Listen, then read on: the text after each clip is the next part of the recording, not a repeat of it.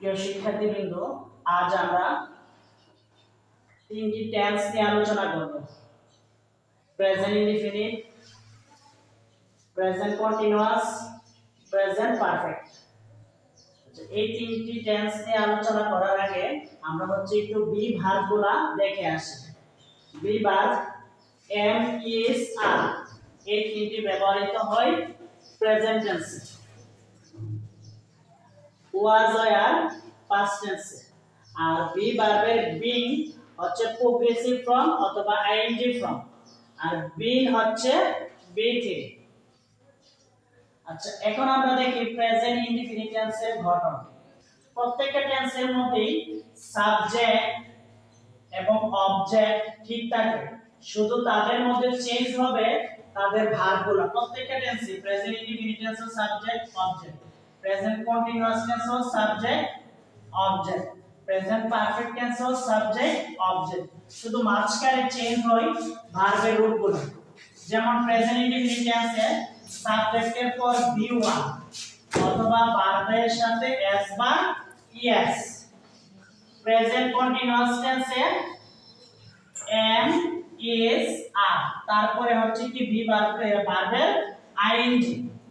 আর present perfect tense হইছে have অথবা has, তারপরে বি থ্রি। আর আবার শিক্ষার্থীবৃন্দু, এটা ভালোভাবে বোঝার জন্য আমরা একটু থার্ড পারসন গুলা আরো একবার স্মরণ করে নিই।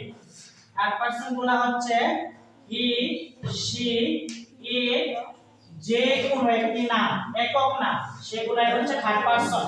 এগুলা হলে আমরা কি করব? প্রেজেন্ট ইনডিফিনিট টেন্সে এরা যদি সাবজেক্ট হিসেবে বসে তাহলে মেইন ভার্বের সাথে আমরা এস বা ইএস দিব। আর যদি প্রেজেন্ট কন্টিনিউয়াস টেন্সে আমরা এর নিজাম থেকে এরা যদি সাবজেক্ট হিসেবে বসে তারপরে দিব ইজ। আর হ্যাভ হ্যাজ থেকে তাদের পরে সাবজেক্ট হিসেবে দিব হ্যাজ। চলো আমরা একটা পেসিসের মাধ্যমে পুরো তিনটা টেন্সের স্ট্রাকচারগুলো একটু আলোচনা করি। Mr. Selim and his wife Laila live. এই যে দেখো live ভার্বটা হচ্ছে V1, তাই আমরা বুঝতে পারছি এটা কি present indefinite tense. a small village, ছোট একটি গ্রামে বাস করে। they are middle age, তারা মধ্যবয়সী। এই যে আটটা, এটা কি present tense. Mr. Ahmed is a writer, জনাব আহমেদ একজন লেখক। He stays and works at a home. আচ্ছা, এই যে দেখো সাবজেক্ট থার্ড পারসন, ভার্বের সাথে s বা es, ওয়ার্কের সাথে s, তাই আমরা বুঝতে পারছি এটা কি প্রেজেন্ট ইনডিফিনিট টেন্স। তারপরে দেখো লেখা আছে হি এনজয়স লেস ফ্রি টাইম, সাবজেক্টের পরে ভার্বের সাথে s বা es, তাই আমরা বুঝতে পারছি এটা প্রেজেন্ট ইনডিফিনিট টেন্স। তারপরে he tries to follow the strict rules, সে কঠোর নিয়ম অনুসরণ করে। দেখো সাবজেক্টের পরে ভার্বের সাথে s বা es আছে। তারপরে দেখো everyday he sit down at his desk and start writing, প্রতিদিন সে তার ডেস্কের সামনে অর্থাৎ কম্পিউটারের সামনে বসে এবং লেখা শুরু করে। ভার্বের সাথে s বা es আছে। তারপরে দেখো বলছে he often helps his wife, সে মাঝে মাঝে প্রায়ই তার ওয়াইফকে, স্ত্রীকে কাজে সাহায্য করে। sometimes, মাঝে মাঝে he goes for a long walk, মাঝে মাঝে সে হাঁটতে বের হয়।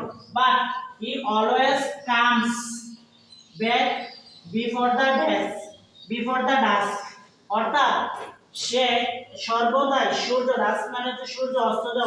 সূর্য অস্ত যাওয়ার আগেই চলে আসে।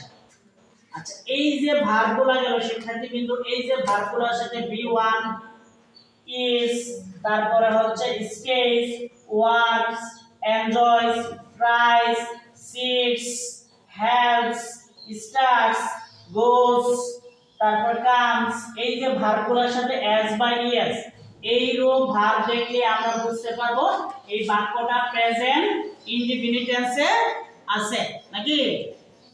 আচ্ছা, এখন দেখো এই ভার্বগুলোকে আমরা যদি, এখন আমাদের কাজটা হচ্ছে এই যে প্যাসিজটা, এই প্যাসিজটাকে আমরা কিভাবে প্রেজেন্ট কন্টিনিউয়াস টেন্সে লিখতে পারি। এখন দেখো প্রেজেন্ট কন্টিনিউয়াস টেন্সের গঠনটা কি? সাবজেক্ট, সাবজেক্টের পরে কি বসবে? এম ইজ আর, কি বসবে? এম ইজ আর, তারপর হচ্ছে ভার্বের সাথে আইএনজি।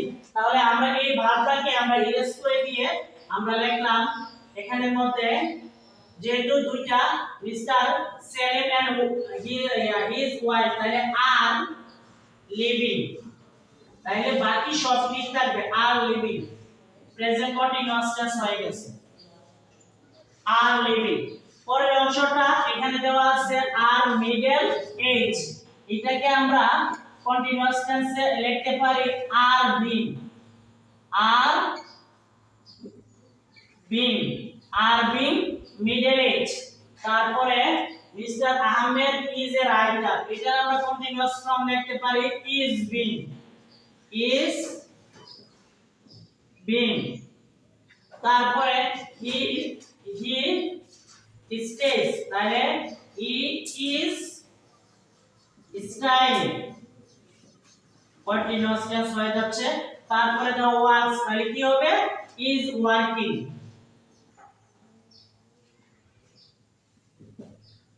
Is working. তারপরে এনজয়স, তাহলে কি হয়ে যাবে? Is enjoys,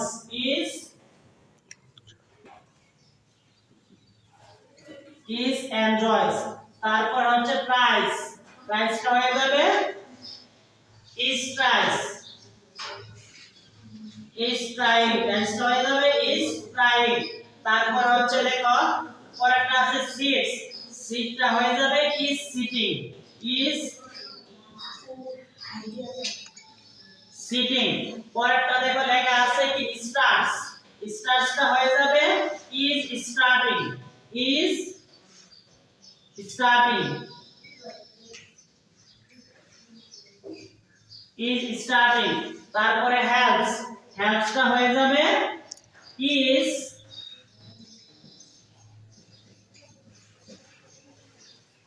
helping. তারপরে কামসটা হয়ে যাবে, গোসটা হয়ে যাবে ইজ গোয়িং। তারপরে কামসটা হয়ে যাবে ইজ কামিং, ইজ কামিং। তার মানে হচ্ছে এই যে এতক্ষণ যে এর আগে যে প্যাসেজটা ছিল, এটা ছিল হচ্ছে কি প্রেজেন্ট ইনডিফিনিট টেন্স। এখন আমরা হচ্ছে এখানে বি ভার্বের পরে ভার্বের সাথে আইএনজি দিছি, তাহলে এটা হয়ে গেছে কি প্রেজেন্ট কন্টিনিউয়াস টেন্স। কি টেন্স হয়ে গেছে? Present continuous tense. তার মানে হচ্ছে কি প্রেজেন্ট কন্টিনিউয়াস টেন্সে বি ভার্বের পরে এই যে দেখো আর লিভিং, তারপর হচ্ছে আর বিং মিডল এজ, তারপরে is being a writer, is staying, is working, is enjoying, is trying, তারপর হচ্ছে is sitting, is starting, is helping, তারপরে is going, is coming, সবগুলো হয়ে গেছে প্রেজেন্ট কন্টিনিউয়াস টেন্স। আচ্ছা, এখন আমরা প্রেজেন্ট পারফেক্ট টেন্স দেখব। প্রেজেন্ট পারফেক্ট টেন্স কি? হ্যাভ বা হ্যাভ অথবা হ্যাজ এর পরে বি থ্রি। আমরা জাস্ট হচ্ছে আমরা ওই যে আইএনজি ভার্বগুলা, বি ভার্বগুলোর সাথে যে আইএনজি দিছে এগুলা চেঞ্জ করে আমরা সাবজেক্ট অনুসারে হ্যাভ এর দিয়ে বি থ্রি দিয়ে ফেলবো। যেমন দুইজন যেহেতু have lived, have lived present perfect হয়ে যাচ্ছে। তারপরে দেখো have been, have been present perfect হয়ে যাচ্ছে। Mister Ahmed is being a writer, has been a writer, has been a writer। তারপরে is starting, এটা হয়ে যাবে has started, has stayed। তারপরে যে is working, এটা হয়ে যাবে has worked। তারপরে is enjoying, এটা হয়ে যাবে has enjoyed।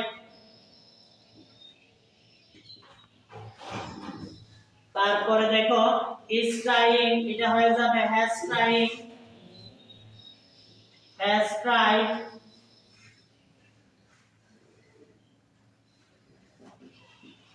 has cried।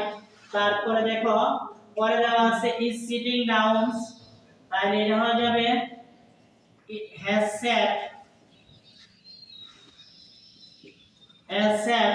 তারপরে দেখা আছে is starting, এটা হয়ে যাবে has started, has started। পরেরটা is helping, হয়ে যাবে has helped।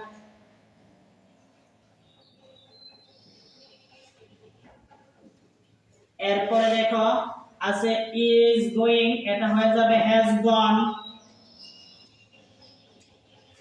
এরপরে is coming, এটা হয়ে যাবে has come। এই হচ্ছে শুধুমাত্র আমরা হচ্ছে টেন্স দেখব হচ্ছে ভার্বগুলা দেখে হচ্ছে আমরা টেন্স চিনতে পারি। এগুলার সাবজেক্ট অবজেক্টিভ। প্রিয় শিক্ষার্থীবৃন্দ, তোমরা হয়তো একটু লক্ষ্য করলে বুঝতে পারবে, প্রথমে যে পেসিসটা লিখেছিলাম সেটি ছিল প্রেজেন্ট ইনডিফিনিট টেন্সে, দ্বিতীয় যে পেসিসটা ছিল সেটা ছিল প্রেজেন্ট কন্টিনিউয়াস টেন্সে, আর এখন যে পেসিসটা লেখা সেটা হচ্ছে প্রেজেন্ট পারফেক্ট টেন্সে। তার মানে হচ্ছে প্রেজেন্ট পারফেক্ট টেন্সের গঠনটা একটু দেখি আমরা। have সাবজেক্টের পর have has প্লাস be3, এই যে দেখো have lived, অর্থাৎ have এর পরে be3, have been, have এর পরে be3, তারপরে has been, has এর পরে be3, has won, has এর পরে be3, has stayed, has এর পরে be3, has enjoyed, has এর পরে be3, তারপরে has cried, has এর পরে be3, তারপরে has sat, has এর পরে be3, has helped, has এর পরে be3, তারপরে দেখো has gone, has এর পরে be3, has come, has এর পরে be3।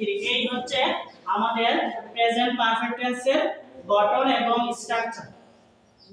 এই হচ্ছে তিনটি টেন্সের স্ট্রাকচার।